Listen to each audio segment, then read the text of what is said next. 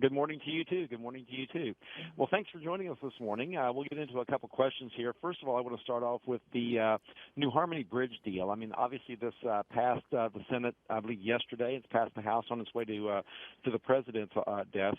From your standpoint, why is this such a big deal? And if you could talk a little bit about the bipartisanship that went into making this deal happen. Well, we know this is really important not just to New Harmony, but the surrounding communities as well. The New Harmony Bridge has been a vital connector between Indiana and Illinois for decades. And with this act and a whole lot of effort to pull together bipartisan support for it, we're finally going to be able to turn the bridge back over to local authorities so they can decide how to best use it moving forward. So, and I don't mean to put words in your mouth. So basically, the federal government has basically, been sort of log jamming this for a while because of the legislation that was created back in the 30s or 40s, whenever the bridge was built. So basically, you're just turning the keys to the bridge back over to local authorities, and then, for lack of a better word, the Fed's responsibility here is done. Or are there funding mechanisms down the road possibly that Congress might be looking at, or what for the bridge? Yeah, this is long overdue. Folks in Indiana, perhaps in Illinois as well, they regard this as a local and a regional asset, not a federal asset. So what this legislation does is it corrects the roughly 80, 90-year-old legislative errors that existed in federal law, turns it over to Hoosiers and to folks from Illinois, and gives them discretion about how to use this bridge in the future. Now, that's not to say that I won't be fighting for federal funding to maintain the bridge moving forward if necessary, but this is long overdue, and I have to say it passed unanimously, so I'm really proud we were able to earn bipartisan support both in the House and the Senate, expecting President Trump to sign it into law very soon. Okay. Let's move on to another topic here, and that is the budget. There's been a lot of talk about the budget compromise. Where do you stand on this? Is this a good idea, bad idea, and where's your vote going to lie?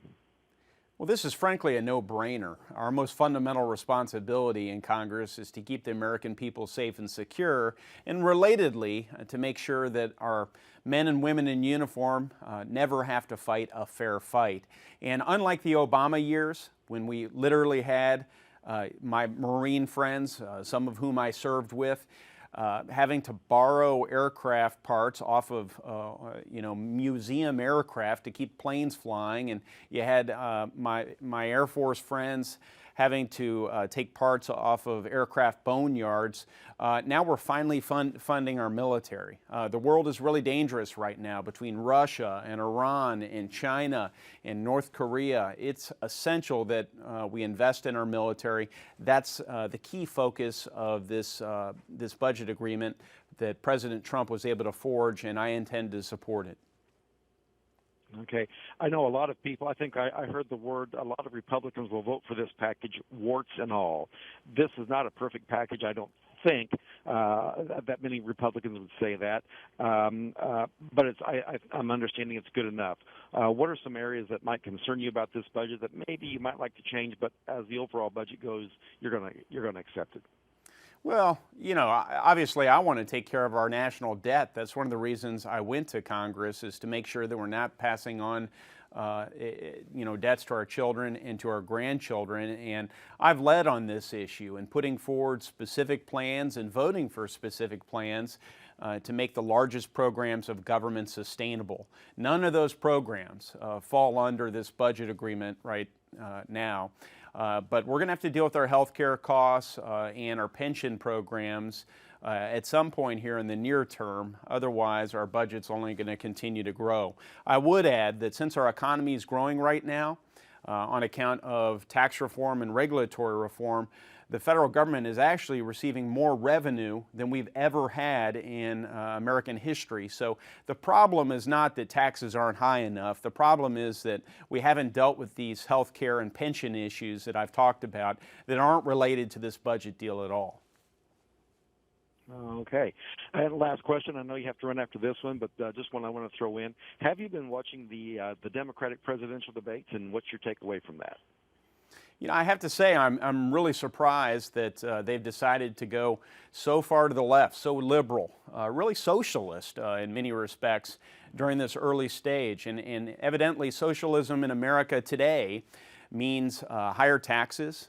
Many of these national Democrats are outright saying they want to take more of our money away.